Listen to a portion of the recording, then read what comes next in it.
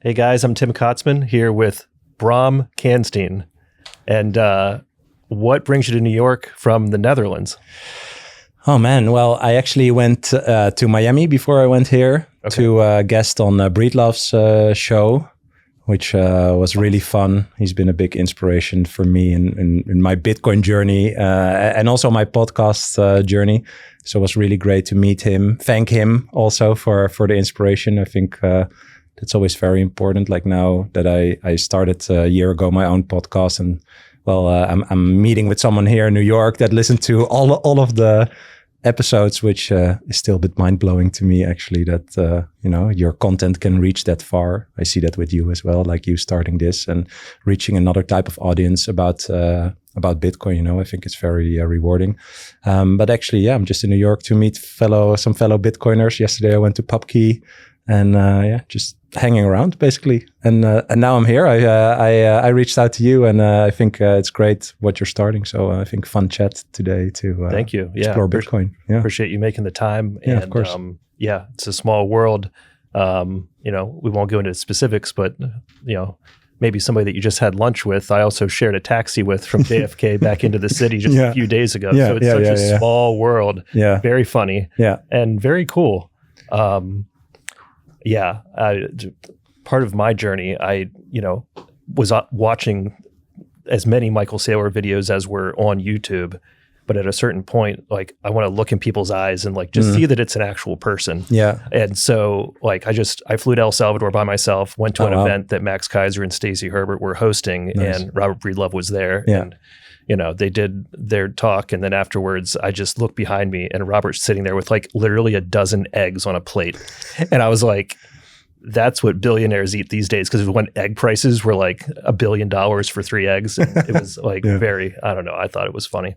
But no, super awesome people. And do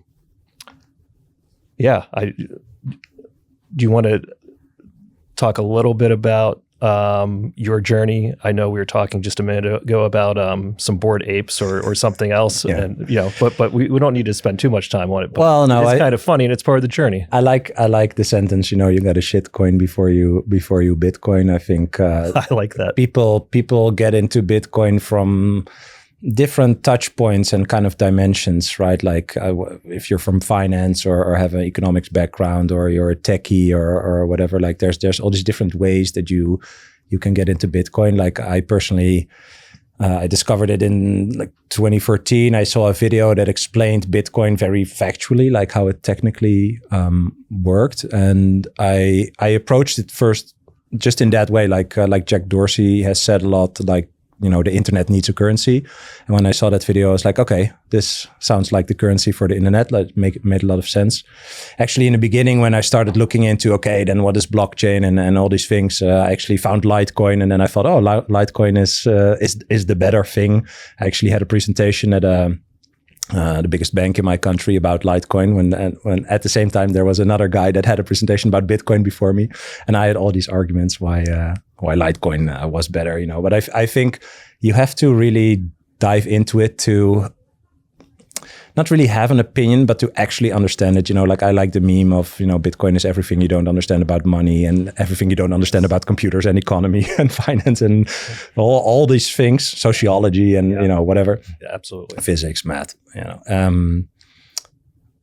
Before you can really understand the profoundness of Bitcoin, you have to shitcoin, I think. There's some people that got it immediately or like had the right, I think, primers to get it and really see like its place in the world. I think it took me a bit longer, although I've looked up old tweets from like 2013 where I say like Bitcoin is a synthesized digital commodity, something, and I'm like, damn, I got it, but I didn't get it. Yeah. And it took me some time to see that, it's not only blockchain, it's not only the speed, it's not only, whatever characteristics you would look at, but I think the eventual discovery of finite absolute digital scarcity is the essence of what you need to understand. And from there, I think you can take different paths to, how is that enforced? Why does it matter? What does it what does it solve? What is the actual problem? What is value? What is money? What is property? What is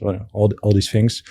And just off cam, I said, I think in ICO age, I funded 20 neobanks that don't exist. I did all the NFT stuff.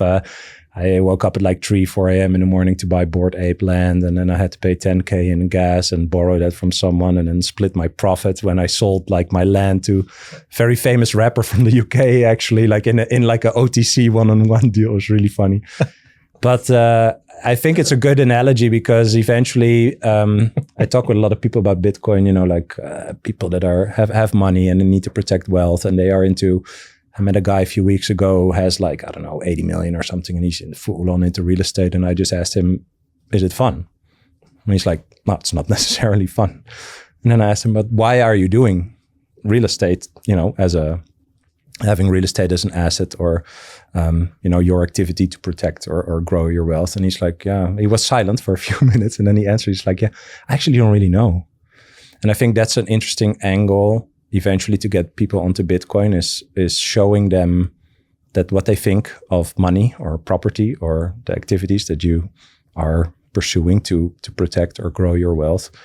If you cannot substantiate why you're doing it, it's going to be really hard to keep doing it. And when I told him Bitcoin literally makes me sleep better at night, I'm not waking up at 4 a.m. anymore to trade, NFT monkey land. In that way, it improves my life in a sense. Yeah, absolutely. And that was a great conversation. We talked for 2 hours, and eventually he asked me okay, I'm going to be in a plane for 10 hours. What would you recommend me to watch? And then I just sent him, Lynn Alden, Broken Money, Jack Mahler's Bitcoin explanation in Madeira, Sailor video, another Mahler's video, and a Sailor video. And I just said watch all of this. This is from 10 years, I think 10 years in Bitcoin, these are the 5 videos you should watch, and just write all your thoughts down, all your questions. And then when you're back and you want to, then I'm always down to sit and go further in your thought process around, what is this thing? So I think next week or the week after, we're going to sit down, and he did his study and wrote down all of his questions. And I think, once you get to the understanding that this absolute digital scarcity is such a profound discovery, which, Fidelity has a report where it's akin to fire or the wheel. You can only invent something like that once. Once you get there, it's you cannot unsee it anymore. And anything else that you compare it to is, basically a headache, or, you can make more of it. And that's kind of my thesis, I think, for Bitcoin in that sense. Yeah. Yeah, no, absolutely. I mean, there's no bigger addressable market than global capital. Yeah. I mean, I haven't heard any argument against that one. What's the culture and the media like in the Netherlands when it comes to Bitcoin? Do you feel like it's a higher adoption rate, lower, hard to tell? And then on the media front, is everyone over there watching the same Michael Saylor videos? Are they watching the same Natalie Brunell, Dylan LeClaire interviews, or are there media personalities over there that are filling some of those roles? Or there's 2-3 people. Someone recently said, if there's 3 experts in our country, then I would be one of them. I don't know if that's true, but if that would be true, I think the scale is very, very small. But there are some people. There's actually ex central bank director who's very not necessarily very vocal about Bitcoin, but he talks a lot about all the deficit spending, all the debt, all the flaws in the construction of the euro, for example. That and I think there was a nice insight I actually got a few weeks ago that, for example, the US started as a political unity, and then came the money afterwards, basically. And in Europe, it's the other way around. They came up with the monetary unification, and now they're trying to put some political system on top of it. And so there's big discussion. For example, my country is one of the founders of the EU. They're one of the richest countries. They don't, we profit from it, but we don't really want to give away control to newer countries that need our help, for example. And these newer countries, of course, would love the help because that would make them prosper more. So there's a lot of discussion about, should there be a real political union? And for example, this guy, this ex-central bank director, is really opposed to it because he says this entire concept of this monetary union is flawed anyway. So there are people that talk about it, and usually my country is very forward thinking in terms of like technological adoption. So like cell phones and internet, I think internet adoption is above 99.8% or something in my country. Also already since like early 90s, I think. But, the money just works. So when you're a kid and you get some coins and you go to a store and you get a lollipop or a soda or a bread, apparently this is what we do to trade with each other. And there's so much prosperity, especially from, golden age and all the trade across the world that, we still live off that.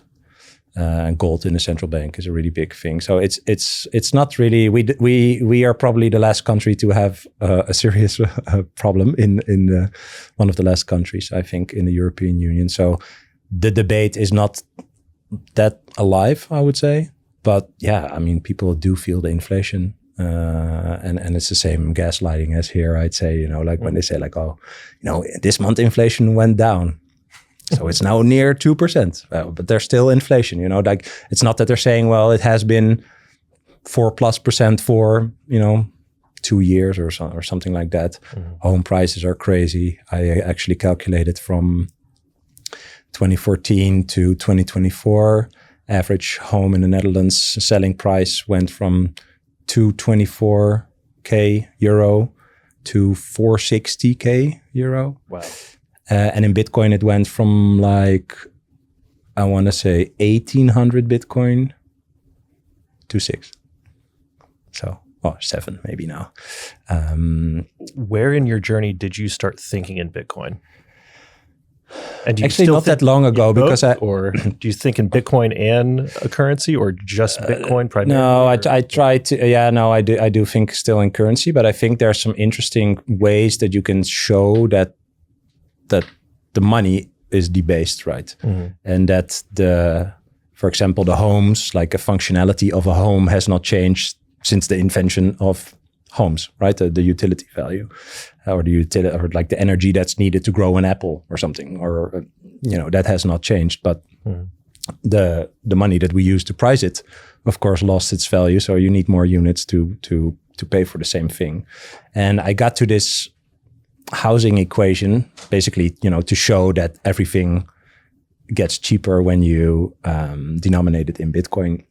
After I saw a guy on Twitter go on tradingview.com, where you can see the charts, and he said, okay, NASDAQ, S&P, he took a big, you can see homes, I think also, there's like a home index, put it in dollars, and it's probably somewhere up, right? It's not all-time high, but it's up compared to 10 years ago. But if you denominate all those indexes in M2 money supply, they're very low. And the one that really blew my mind was for the NASDAQ, right? So tech stocks, it's almost all-time high in dollar terms. But if you denominate it in M2 money supply, so that would represent the real value, the value of the NASDAQ currently is lower than at the peak of the dot-com bubble, which is wrong because we have better tech than 24 years ago. Yeah. But for me, that was a really great illustration of, the way that we're going. You have like Lynn Alden and Jeff Booth talk about, like over time, I think a lot of people would agree, by the way, like through technology, we become more efficient, prices should go down, right? Like if everything eventually becomes democratized through tech, like for example, when you look at your iPhone, or like when I was in high school, I had to buy like a $200 calculator to do my physics and all these things. Like that functionality is now in my iPhone for free, quote unquote. Mm-hmm. That's eventually where we go. But the inflationary force of the money, that speed is way quicker than what the speed could be going down in prices and accessibility of technology, etc. And I always use like the bread example. I don't understand why it's funny that we say, like in the 60s, a bread was 20 cents and now it's $4. I think that's the prime example of these two forces that are battling each other. Because the bread currently is probably worse and has more ingredients and nutritionally is worse than the bread of, 50, 60 years ago. But you cannot argue against the fact that we probably became more efficient in creating bread. That sounds very logical and rational to me. Mm-hmm. And I would argue that is true. But yeah, if you need more dollar units to pay for the same thing, then, I think that clearly shows which side is winning, basically. So in my country, a lot of people experience this, of course, like groceries and all these things. Homes are way more expensive. But I think we still have a way to good life to actually realize that, we have a serious problem. And it's interesting coming from Europe to here. I tweeted about that. The people laughed about it. Like I was in Miami and I had like a chicken burger and like a virgin mojito, and I had to pay like $42. And I was like, no, like European mind cannot comprehend that. Basically, it's. I don't think there's any place in my country where I would pay that amount of money for the same thing. What would the equivalent be? Like half that price, maybe? Probably something like that. Yeah. So I said, the tweet was funny. I said, like, if you need $42 units to buy this, then damn, your money is very broken. Maybe your money's a shitcoin. Maybe, yeah. Where do you see Bitcoin going as far as people use the word Bitcoinization? Like, are most of the fiat currencies going to fail, but the US dollar will still be standing for some amount of time? Or are they all going to zero against Bitcoin, as Max would say? I mean... Previously, I really saw it as like we are replacing this fiat system and everything needs to break. And I don't think that's going to happen. I think this is a really big fight. I think that's a different conversation, but eventually I think it's a spiritual fight in a sense. But I now see Bitcoin, and I needed someone else to show me this, so I'm grateful for them. But I kind of see it as a mirror. So I see it as like this other system that just exists, that we know cannot be corrupted. We know is a mutually beneficial game versus the fiat money system is a zero-sum game. And that because it exists and doesn't go away, it acts as a mirror for this flawed system, the flawed fiat system. And I think once that concept permeates more with us talking about it, people actually, realizing that $42 for a chicken burger and a virgin mojito is quite a lot of dollar units, right? That you need. I think slowly people will see that the people that adopted this other thing are happier and have more time and space to think about their life or, be more entrepreneurial or whatever. I do think that will take some time. But yeah, I kind of see it like that. It's going to be like a parallel system. And so I also don't see it as like investing in Bitcoin, or you're just selling the economic energy you have in one system, or like you're transferring it to the other. Like I see the price as a exchange rate, basically. Mm-hmm. So I'm in this one money system, but there's this other thing that, you can verify for yourself, and it exists. It will keep existing. Yeah, you can just move. So you can move all the monetary energy that you gathered up until now with the value that you traded in the world. And yeah, you can just move to this other money. And why I think that is a good way to look at it is, I mean, like this week we saw the ECB paper. I think there was another, I don't know which Federal Reserve, like a local one here, also had a paper about Bitcoin. Like they're paying attention. It's crazy that they're already paying attention.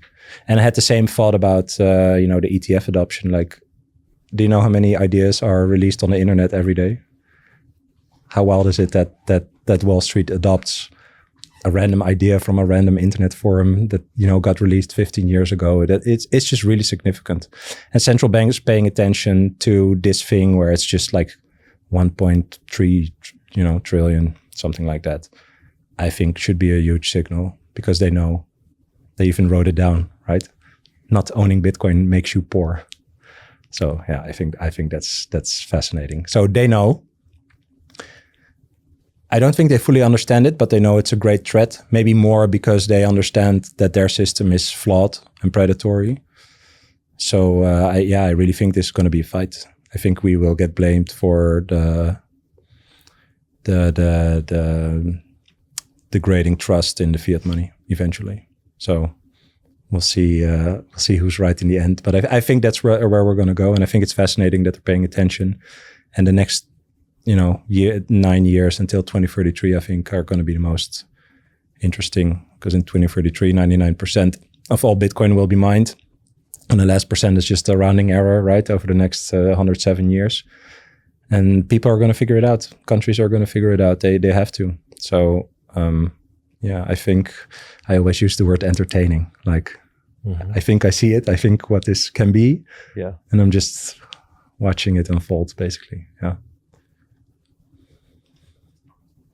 How do you kind of think about Twitter, and how do you use it as far as, like, there's so much noise and to like actually, like, if someone's listening to a YouTube video but they don't even have a Twitter account. I know part of my journey was I had a guy come alongside me and say, "Oh, you got to get on Twitter." I'm like, "Oh, I have an account. I set it up years ago, but like I don't even know what my login is." "Oh, you got to follow these accounts. You got to follow Michael Saylor. You got to follow, Robert Breedlove, and like start digging into this stuff." Yeah.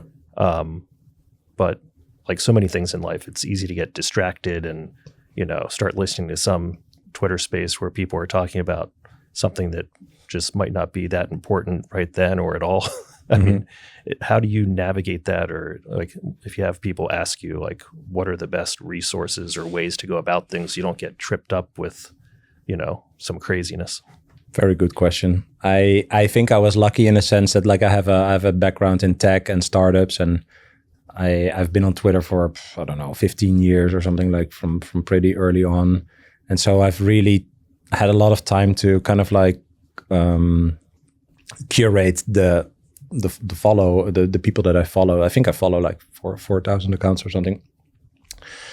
So I think I was kind of lucky that I got into this pretty early, and also being like a millennial, I think in general, you have a good understanding of, how do you check information on the internet, right? How do you judge things you read, basically because you grew up with the internet.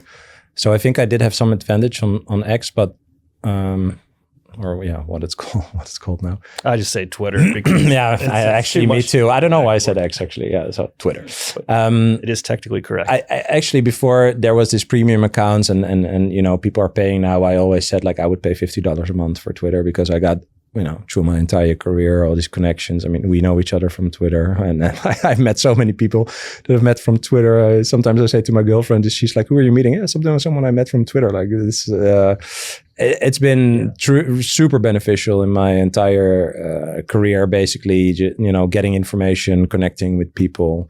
I do agree. It's probably pretty hard to kind of like get into it now and build like. Eventually it is some sort of information bubble, right? I don't know if I have an honest, like, clear answer to that. I think as with all tech, I always think you should just practice it. Like, you have to get comfortable with how something works. How do I dissect this information? I don't know. I think that's very basic advice. I don't know if I have a clear answer to that. What I do think is that, because there's so many ideas that are launched on the internet every day, I've always seen Twitter as like the town square where people talk about these things. I think it's totally different than Reddit or Facebook or any of these other websites. And you see how fast the information goes, basically. I mean, you just started also publishing this, like you see how many people you can reach if you know what you're talking about or who you want to reach. You can talk in a certain way. And I think that's the magic of the internet. Like, you don't really know where whatever you create lands and with who and why it resonates with them, for example. And I think Twitter is perfect for that. I think it's also a very good tool to, basically check your own research or your own thoughts, like find other people that talk about a certain subject in a similar way. You can easily connect with them. So I think it's perfect. A perfect tool. I see it as a tool. I don't know if this is an answer, but it's kind of absolutely is. Yeah. Yeah, I know. sometimes when a few weeks ago, a certain event happened and I opened up Twitter and an account that is an individual account, they had posted what had happened. And the next day I thought, how did I find out about this event that just happened in the world from an individual account and not from a news source? I mean, it's just, the world is definitely changing. Well, in that sense, it's decentralization as well. I think Bitcoin will actually profit a lot from that. Like, you see that information is being decentralized, computing power is being decentralized, with AI, how to say, like the workforce is being decentralized, the money is being decentralized. And it's very interesting to see like all these kind of like parallel developments. They are moving in convergence in some way. Yeah. Yeah, I mean, I saw an episode that was Breedlove with what's his name, Ian, something like Cancel Clothing Co. Like that guy that talks about like CIA stuff, whatever. He dissects all this stuff. He has like 2 million TikTok followers or something, and he's very diligent. Like, he shows how diligent he is. Like, it's not just like, oh, look at what now happened, or just throwing stuff out there. Like, he's really showing, this is how I work. And I think what's interesting there is that usually you're just confronted with the result of some sort of research, and then a label is put on it like, oh, this comes from this institute or that, whatever, spokesperson or government person or whatever. But now you can really, it's the same as with SoundCloud or YouTube, like people who are good, or Instagram, people who are good at photos or good at music, right? Like if you are good at research, you can now find people that respect your research, right? And follow your way of researching, and you can be totally transparent about it. And I think like that authenticity is something that is a big part of this entire decentralization movement. Like, you have to, because there's so much noise, like you have to be clear with your way of working or your intentions or whatever, kind of like make it verifiable. That's, I think, in the case of Bitcoin, the ultimate characteristic. Like, anyone listening to us doesn't have to believe that Bitcoin is a thing. They can verify it for themselves, right? And I think we invite people to verify it for themselves. Yeah. So I think in general, decentralization kind of like pushes people towards that also. Like, you can now basically do your own research, how tinfoil hat that may sound. I think, yeah. Absolutely. I think it's great that now you might need to have some personality characteristics to be okay being a public figure, being on camera, or putting your writing out, putting whatever your product or yourself is out into the public domain. But you can be a specialist and be valued for it, whether it's recognition or financial or both. Yeah. And the analogy in my head is almost like, if you really want social media to be decentralized, maybe you're an early adopter to Nostr or Nostr, however you want to pronounce it. I think I say Nostr, yeah. And if it's like that's too much for you, then maybe you're on Twitter. In the same way that like maybe you have Bitcoin in self-custody, or maybe you have it on an exchange or in an ETF. I mean, there's just different levels of comfort and understanding also, I think, right? So why is self-custody important? Why is Nostr important? Why is it nice if you can, mitigate some risk by buying the ETF? Like, it's all, again, I think this personal choice. But with Bitcoin, I find it interesting that probably over time, if you buy 2% in the ETF or a MicroStrategy and, that portion of your portfolio goes up, you're going to pay more attention to it. There are going to be these touch points around Bitcoin, whatever they are, whether they are like computer science or the, the math stuff or the money stuff or whatever, that will draw you into this, to this bigger rabbit hole on, what is money? I think that is the core of that rabbit hole in that sense. I think that will happen. Yesterday I saw a tweet of someone who says like, isn't the entire value of Bitcoin derived from the fact that you can hold it in self-custody, right? That is the achievement of the true sovereignty, true, a neutral, trustless, global, et cetera, money. And I really agree with that. But if you have to get there by getting into MicroStrategy first or an ETF, and then, eventually you diversify a bit more, and you maybe get, the biggest portion in self-custody, I think for some people that will happen. For some people it won't. But yeah, eventually I think it's fine. I think it's fine. That's so interesting. I've had a few conversations and heard some comments about people saying, well, you have to study and understand Bitcoin first, and then you can maybe understand what MicroStrategy is trying to do. And there's just different doors that people could walk through. Maybe someone told them about this equity, and that with their background, they're more comfortable with NVIDIA or the Magnificent Seven. And they're like, oh, there's this other equity that's doing really well. And they're like, oh, great. And it's like, you're not talking about Bitcoin at all. Mm-hmm. So I guess it's so interesting how people could walk through different doors. I think that's the level of understanding, but also interest. Like, do I want to figure this out? What you just said, you need to understand Bitcoin before you get into it. Like, I think a few years ago, I would have definitely said 100% yes. Now, I think the general advice of get some Bitcoin, like $100 or 50 or whatever you can, miss. And then just watch it, see what happens. It goes up, down, up, down. Over time, it goes up. Yeah. If you're curious enough, it will draw you in. And then you will see these different dimensions. Oh, what does it mean when it's in an ETF? What does it mean that there's this company that has a treasury? What's a company treasury, actually? What's the problem that he's solving? What's the arc that Michael Saylor went through? He has the famous tweet of, Bitcoin's days are numbered, etc. Mm-hmm. And a good talk about how he went from like skeptic to critic and etc. to like totally orange-pilled advocate, I think it'll eventually work like that. And that's also why I see Bitcoin is like this individual mind virus. It's like you cannot pitch Bitcoin in one way to 1,000 people. You have to pitch it in 1,000 ways, probably just trying to find that angle that works for that person. And you cannot orange pill another person. I think it's more about what is your touch point, or what's the angle that you look at your life or money or business or whatever. Yeah. Yeah, that's kind of how I see it. That's also why I think it's great that you started this. Like, we need more podcasts. Like, your angle of how you talk about it resonates with other people than how I talk about it, for example. Sure. But it's equally important. Yeah. I guess, right now we're sitting in the middle of Manhattan, and everybody that we're walking by on the street either is already independently wealthy, they're in college, or they really are out there trying to make money. Or they don't care about money. But, very corporate, very profit-driven.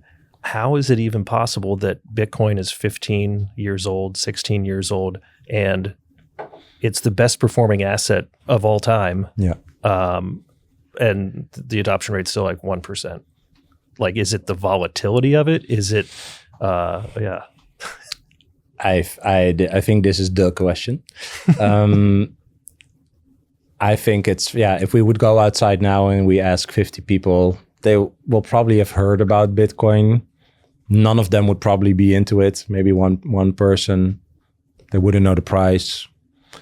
And I find it fascinating. Like, I don't have a finance background. I don't have an economics background. I worked in TradFi, but like I don't have an education in that. And I cannot believe that I figured this out. Basically, like how can I have a thought that's like, or agree with, for example, what Saylor says about, the first country to print its own currency will be the richest, and buy Bitcoin, it will be the richest country in the world. It's so logical. It just makes sense.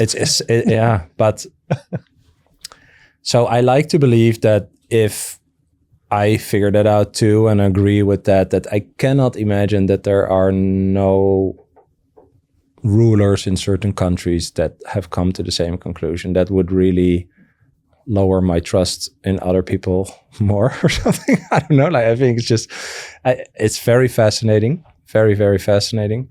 I do think that, in a Western world, as we talked about, if your money just works, then you don't really have a problem. I think people do have a problem. They see that the prices are going up, but they are blaming the wrong problems. I mean, you have Elizabeth Warren talking about the greedy capitalist companies, etc.